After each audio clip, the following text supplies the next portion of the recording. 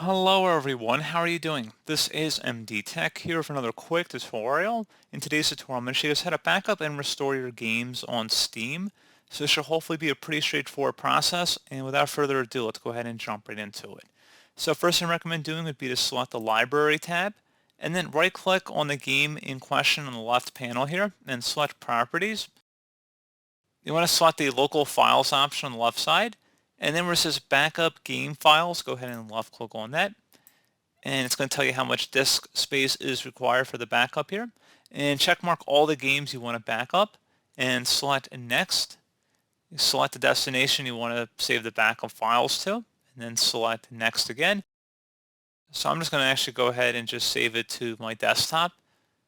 And once I have that done here, I'm going to select the Select folder, and then I'm going to select Next, and I'm going to select Next again. It's going to tell you how much time's remaining here. And then you can open up the backup folder just to make sure that it's saved properly. And you can see it did save successfully to our desktop.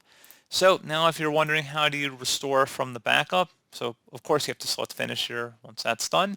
And assuming you want to back up from the backup, just select the Steam tab up at the top left, and then select where it says backup and restore games. Versus what would you like to do? Select restore previous backup and then select next.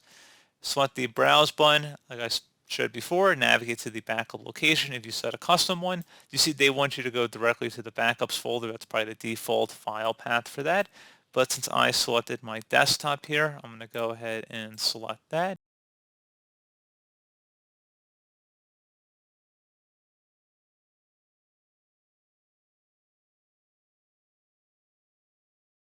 And then you're going to select the select folder and then select next. So you see it did find the program backup, by the way.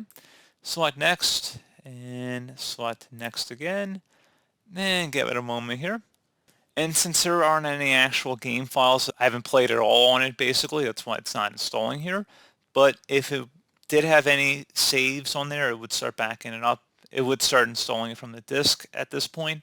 So again, pretty straightforward process here, guys. I do hope I was able to help you out, and I do look forward to catching you all in the next tutorial. Goodbye.